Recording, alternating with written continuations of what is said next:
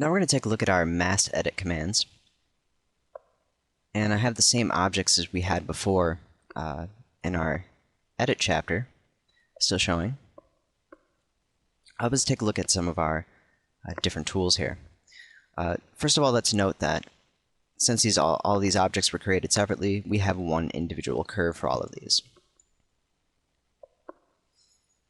Now we've already seen what the join tool can do. Let's take a look at the explode tool. So I'm going to go ahead and click on explode, and we can see we have two curves that are exploded.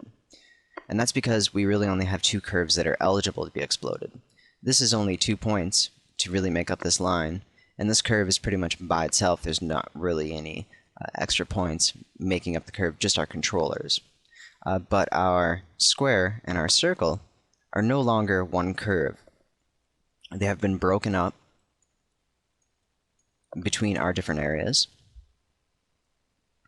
So if we're working on another type of object, let's go ahead and create some circles.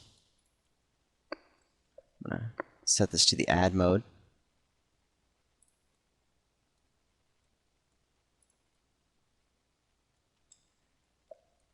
And if we take a look, our polygons are separated, but still overall based on that original shape.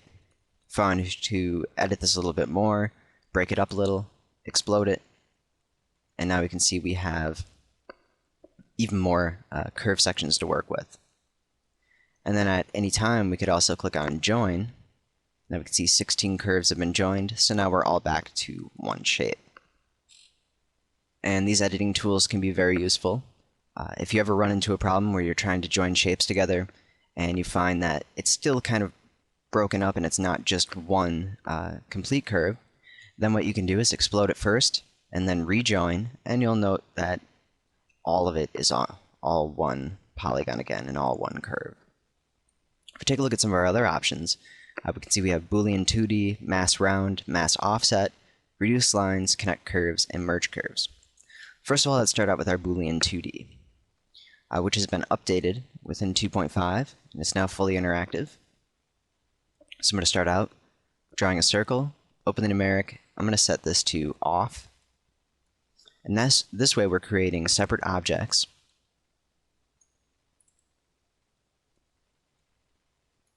Just add another circle.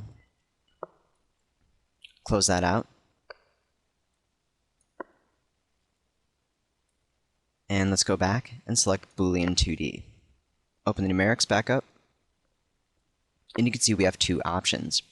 We have self-intersect and we have outline.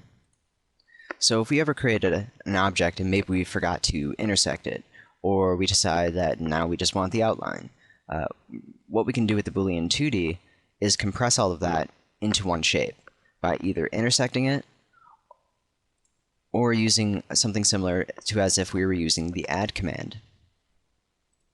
In previous versions of LWCAD, this was just a panel you selected, click OK, and then it would show you the results. But now, within 2.5, we can see that it is completely interactive and we can switch back and forth between the two.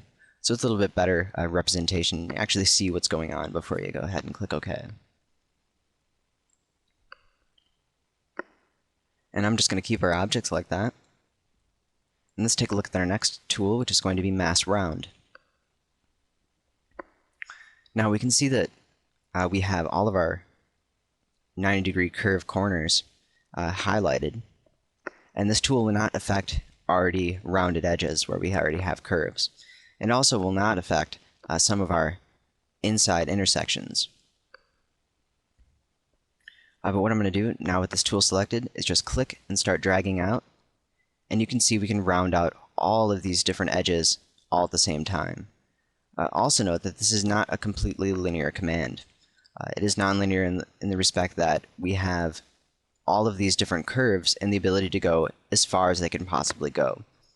So right now, this curve cannot be extended past this point, but some of these curves are a lot larger and we have a lot more spacing.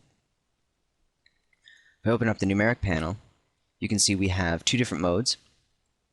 We have our all mode and our current mode.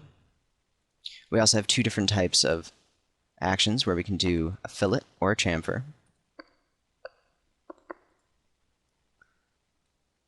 If we select current, we can select individual points and exactly how much we want them to be rounded.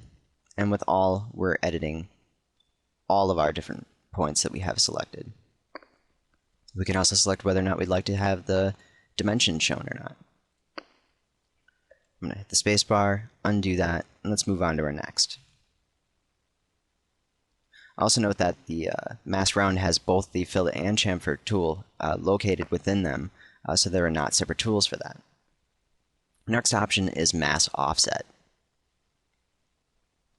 And for this I'm going to add additional shapes. So I'll add a circle, another circle.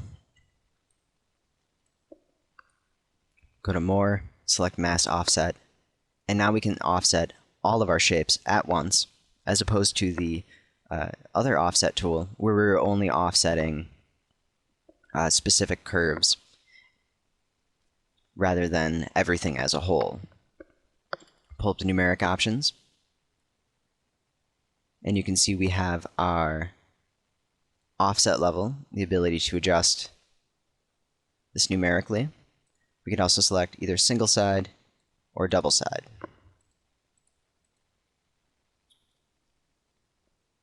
And I'm just going to pull this out, and we can see that it switches between these two different sections, really depending on what it is you're working on and what commands that you need.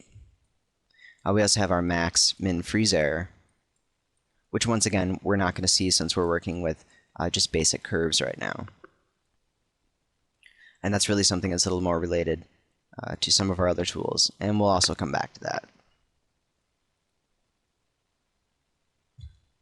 I also want to make a quick note about our regular offset tool. So I'm going to go ahead and clear this out, and I'm going to make a shape that combines two different objects with the add mode on. And you can see what we have is two separate curves. If I go back to our edit, select offset, and now go to offset this object, what we can see is that we are offsetting these two curves separately. So we might need to go in there and just join them, undo. But if we use mass offset, then we don't need to worry about having those curves joined. So if you're just working with a single object, you can just use the regular offset tool if you want, or you can use the mass offset. And sometimes it's easier just to use mass offset instead of actually using the regular offset tool. Unless, of course, you have multiple objects in your scene where you need to specify exactly which ones you want to work on. But the offset tool is a great way to make walls if you're using lines. But the wall tool itself, which we'll get into a little bit later, is actually now a much better way of creating walls. And with the new features in LWCAD 2.5, you'll be able to see the 3D dimensions of our walls, and it actually remembers exactly what it is you're creating. And we'll take a look at that later once we get into our next tab.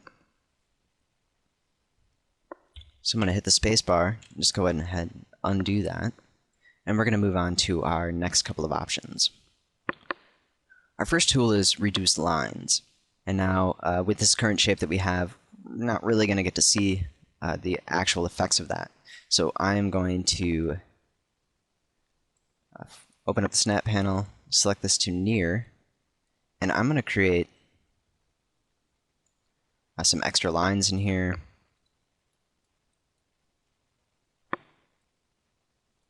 Where we can see we have some points that we really don't need. I'm also going to switch this to the rectangle mode, select, open up our numeric and select intersect, and just add a bunch of points that sometimes show up that we don't need. And I'm going to move to our editing tools and select trim, just to remove these extra sections.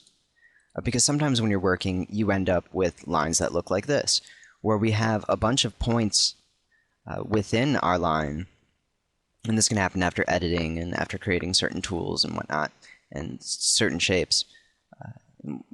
Basically, though, we don't need these points to create this object. We have these extra points down here, but really all we need is these points on the sides. So if you ever encounter this problem where you have extra points that you just don't need if you're intersecting shapes together and you find out you have just a bunch of extra stuff in there you just don't need. What we can do is select, let's go down to our mass edit, more, and reduce lines. And we can see we have 0 redundant points deleted. So I'm going to first, we have to make sure we connect this together and join it. Because right now, the way this pretty much works is it looks at one curve in its entirety to figure out what needs to be reduced and what's there for definition and what's not. So since we have this broken up right now, it's not finding any of our points that we need. So I'm going to select join, and I can see we have 10 curves joined.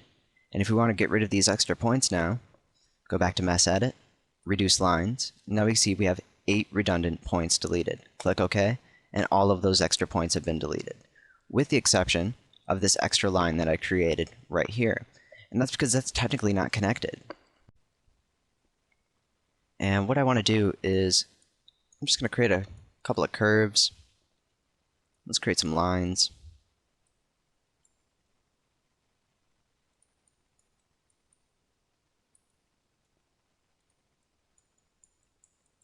And I just want to create something with open edges to sort of show you how this works. I'm going to go to Mass Edit, select Mass Offset. And actually you can see we're getting some errors here with our lines, but they're really not errors. It's because we have single side on. If we change the double side, Mass Offset will automatically connect our lines. We can see our curves are a little bit different. So actually in this case, I'm going to go back and just select our regular offset tool and just enable it for all of them. Okay, so we go back to Mass Edit, More, and now we're going to take a look at Connect Curves. So select Connect Curves, we can see we have 8 connections. Click OK, and what it ended up doing was filling in all of the gaps that were there. So if we've worked on a model and sometimes you don't see the gaps between curves, and maybe there might be a point or a line that needs to be created between certain points. So what we can do is use this tool to fill in those gaps, and also, in this case, fill in these types of gaps that we've created by using the offset tool on unclosed objects. And now let's move on to our last option that we have in Mass Edit, which is Merge Curves. Now in order to see this, what I'm going to do is create some lines that aren't needed, sort of like I did before, except I did not connect our lines completely, and that's why they were not removed. What I want to do is just, I'm going to open up our snap panel and turn off near, and just have point on. But sometimes when we create certain objects, we end up with numerous amounts of curves that aren't needed. So I'm going to create some curves right now, overlapping, to sort of represent what can happen sometimes. So if we're selecting polygons in certain curves, and we end up with too many. Also, I think I have the wrong mode set. I'm going to set our curve Boolean to off and redraw those lines. Just make a couple of them. And you can see if we select these polygons or these curves that we have 2 located in our selection down in the bottom. We actually only need 1. Sometimes while you're modeling, you can end up overlapping lines, and you may not realize it. And you just won't notice these things always. So what we have is a tool to remove those redundant lines. I'm going to Mass Edit, More, Merge Curves, and now we have 3 redundant curves deleted. So if I go and select these curves now, we can see we only have 1, as opposed to where we had 2 before. And it's a very useful tool in refining your models when you're getting to the final stages, or if we wanted to maybe extrude this or convert it to a polygon, we want to make sure that those extra curves aren't there so they don't interfere with our object, because otherwise we're going to get some errors. But that's basically all of our Mass Edit tools, and in the next chapter we're going to take a look at the Convert area down here.